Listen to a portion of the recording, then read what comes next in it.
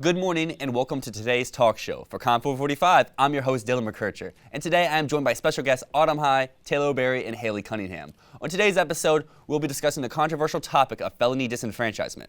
Right now, felons' voting rights are completely restricted, regardless if someone is considered a felon for murder or for not paying their child support. They are treated the same when it comes to voting rights. Today, we will look through multiple clips and discuss various situations regarding felons and their voting rights. To begin our conversation, we will watch a clip explaining why felons do not currently have the right to vote. Why can't felons vote? That's today's million-dollar question on Jesse Ventura's Off the Grid.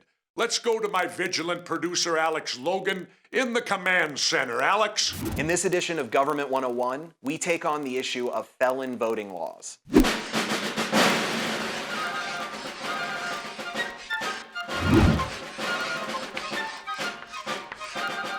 First, let's run the statistics. In 2012, felon voting laws disenfranchised 5.85 million people. That's 2.5% of the nation's voting age population. In an election like November 2014, where only 36% voted, that'd be nearly 7% of that total vote. 7.66% of African Americans could not vote due to a felony conviction nationwide, while in Florida, 23% of African Americans were disenfranchised. In 11 states, a convicted felon may permanently lose their voting rights depending on the severity of their crime. In some of those states, the right can only be restored after a 5 or 7 year waiting period. Their application then needs to have executive clemency accepted. In the case of Kentucky, the ability to vote can be restored only when the governor approves an application for an executive pardon after completion of his or her sentence. Alex, I gotta ask this. Why does committing a felony require you to lose your right to vote? This is something that has been hotly debated, and somebody from the conservative advocacy group, Roger Clegg, he's the president of the conservative advocacy group Center for Equal Opportunity. He put it, if you aren't willing to follow the law, you can't claim the right to make the law for everyone else. Okay, let me throw this one at you. Convicted felons can't vote, right? Right. Can convicted felons hold office? Yes, the Constitution allows a convicted felon, such as Alaska Senator Ted Stevens, to be a member of Congress, even if in prison. It's up to the Senate or House to decide who may serve, and as for state offices, different laws apply. As we can see from the clip, felony disenfranchisement is a relevant issue in today's society. While the rules differ throughout different states, almost all of us know someone affected by these laws. Autumn, do you mind kicking off our discussion by sharing your initial thoughts on felony disenfranchisement? Yeah, so as the video just prior stated, some states, felons cannot vote, even after prison. Once they become an ex-felon, some states do not allow one to vote after. However, you do have states such as Maine and Vermont in which as soon as they get out, their voting rights are restored. So that's one of those situations where it's up to the Senate and the House to decide who is voting and who isn't.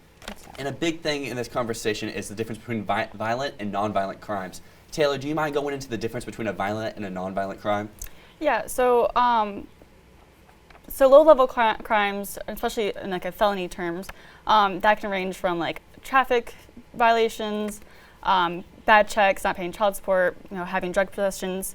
And then high-level crimes, or the violent crimes that are felonies, that can include murder, terrorism, sex offenders, stuff like that. And then Haley, you researched a little bit about why people don't want ex-felons to vote. Do you have a reason for why they may say like the difference between a violent and a nonviolent crime? Are they a little more like stingy with the differences between the two?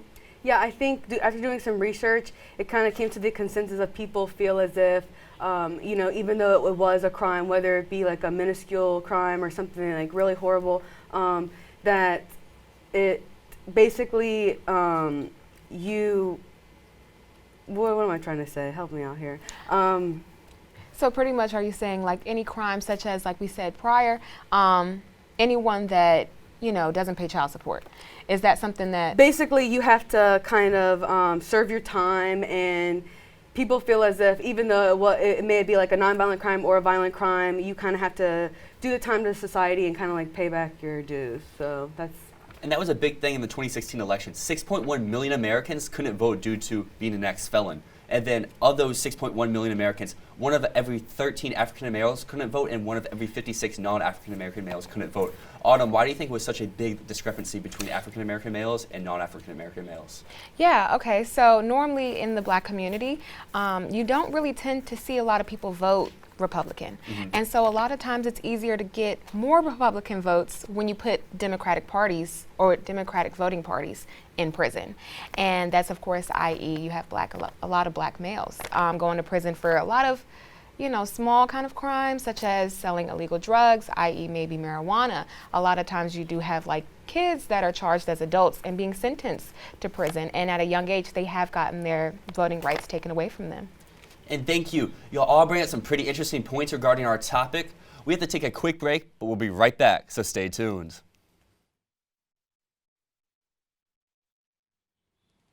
Welcome back. Next, we'll be focusing on why convicted felons should not vote. There are both positive and negative effects when allowing felons to vote. Here's a clip of Santorum versus Romney using some of these arguments in the debate. Santorum, today you said Governor Romney is guilty of distorting your record, as well as of, quote, lies and hypocrisy. You said this behavior is classic Romney, and no one's holding him accountable. So the same question that Kelly asked, this time to you. Should these barbed personal attacks against fellow Republicans be abandoned by the candidates? Look, I've run a very strong and positive campaign. My ads have been positive. The only ad I put up that is contrasts myself with the other candidates and does so in a way talking about issues. Governor Romney's Super PAC has put an ad out there suggesting that I voted to allow felons to be able to vote from prison because they said I'm allowing felons to vote, and they put a person in crimes should be allowed to vote again. That's my own view. It's very last thing. Yeah, it's very interesting you should say that, Governor Romney, because in the state of Massachusetts, when you were governor, the law was that not only could violent felons vote after they exhausted their sentences, but they could vote while they were on probation and parole, which was a more liberal position than I took when I voted for the bill in the Congress.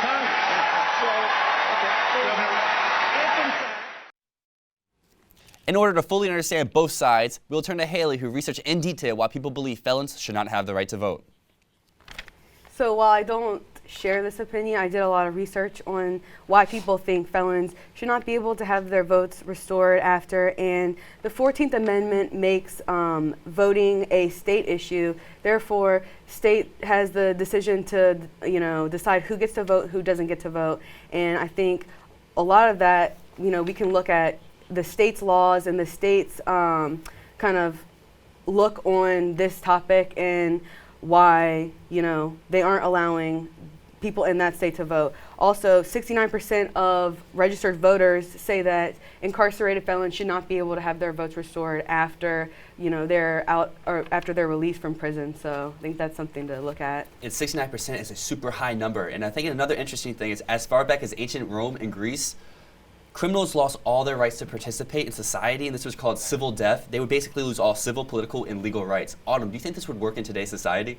In today's society, I think that's actually not going to work. I feel like a lot of people really take pride in having that voice. So taking away that voice, that political voice from a person, takes away their belonging in society. And that's something that I feel like we need to take consideration of, because things are not like the ancient Roman times. Things are completely different, and people are more opinionated than they used to be. It's someone who's really big on that being Bernie Sanders, who's a representative from Vermont. And Maine and Vermont are two states where you can keep your voting rights while incarcerated. And there's 14 states where you regain your rights after you come out of jail and do all your parole. Taylor, you said you had some more information about this subject. Yeah, so Bernie believes that the right to vote is inherent. And he also believes that they should be able to vote while in jail. And some people don't feel like that's practical. Personally, I believe, if someone's in jail, that they're spending their time there for a reason. Mm-hmm. But afterwards, that shouldn't affect them. Their past should not affect them in the future once they're out of And then prison. Us as a collective group, do we believe in second chances as a society? And this is for anyone. Anyone I can go do first. believe that everyone has a chance of redemption and becoming a better person. And I feel like once you pay those civil dues and you've paid your debt to society, start all over. getting out of prison is definitely it's a completely different turn. So it's like giving that person the availability to start over is very important, because that is something that we also need to like really look at. Having the right to vote, having those restored, can lead to less reoffenses for people. And I want to thank you all. I think we can all agree there's plenty to consider here. Don't tune out just yet. We'll be right back to discuss why specifically felons should be granted the right to vote. Thank you guys for sticking around and watching. In order to end our discussion, let's take a look at our next clip describing why people believe that felons should vote. They were arrested, they were charged, they were convicted, they were sentenced, and they served their time, right? But they fulfilled that aspect of citizenship. It may not be a positive aspect in our opinion, but they have done everything that we have asked. And then when they are released, when their time is done, we then say to them, you are still not worthy enough to be called citizen again. There are crimes that are associated with electoral crimes, right? And those seem to be rationally related. If you commit an electoral crime, should your right to vote be taken away? Sure. But when you talk about someone who's committed a felony, maybe writing a bad check or something of that nature, and we're going to permanently disenfranchise you, that's a problem. So whenever there's election, it becomes a hot topic, right? And so, and particularly a national election and a contested one such as this one, it becomes a hot topic. Once you've paid your debt to society, your voting rights should be returned immediately. That is an absolute requirement for what we have to do. There's a lot of substance to unpack here about favoring felons and voting rights. Taylor, let's start with your thoughts on these arguments in favor of felon voting. Yeah, so almost 6 million Americans cannot vote because they have a felony, which I personally believe that's a huge disservice to our country, to the people in it, and the political system. You know, like they said in the clip, you know, once someone has paid those dues to society, they should have their rights restored as soon as they get out. Yeah. And then in Texas, there's a super interesting case about Crystal Mason, who got 5 years in jail for trying to vote while supervised release in prison. Haley, can you go in more, give me some more details about the situation? Yes, so a lot of ex-felons have to go through this period of supervised release where they're trying to get their rights restored and to have the right to vote again restored. And a lot of times they're kind of unsure of whether, you know, they have the right again or they don't, and so they end up voting. And a lot of times it is a, you know, felony to vote while you don't have the right to vote. And so Crystal Mason got 5 years for, you know, not knowing if she was on supervised release or if she had the right to vote again. And that's super crazy to me because felons, once they're released, they don't know if they can vote, but they can hold public office after conviction. Autumn, do you have any more details about this topic? Yeah, I do think that's a really good one. I think that's a very, in my personal opinion, I think that's pretty silly. I do believe that a lot of times it's one of those unfair situations. It doesn't really work out for the people, but sometimes it always works in favor for anyone that's holding a political office, you know, position. And that, of course, is not fair to society, because who are we trying to favor, the government or the people? So it's one of those things where we really need to take a good look at. Yeah, and then there's a super interesting stat from ex-felons in New York in the last election. 61.5% of them voted Democratic, 25.5% of them voted with non-political parties, and then only 9% voted Republican. So this question is open to anyone here. Why do you think that number was so different between Democratic and Republican? Well, like I said, a lot of times, like I said prior, I do think it is a very interesting thing to take a look at. We do tend to see people vote more so on the Democratic Party than we do the Republican Party. So with a lot of these harsh laws put in place of ex-felons not being able to vote, it does hinder that Democratic vote, because you are putting people who would primarily vote the Democratic Party in prison, and it's easier to get rid of their votes. So it does allow the Republican Party to get more, potential votes when you have people that are voting for the Democratic system away and unable to vote. And the last thing from either Haley or Taylor to finish us up, do you all have anything to add to that conversation? Yeah, I was going to say, I've heard Republicans say, that Democrats need to create new votes because they don't have enough by allowing felons to vote, which we know that's kind of, like you said, silly to say. Thanks, Taylor. That's all we have for today's episode. I'd like to thank you all for tuning in, and I'd like to thank our panel, Haley, Autumn, and Taylor, for having a constructive conversation regarding felonies and voting rights. I'm your host, Dylan McKercher, and I'll see you all next time.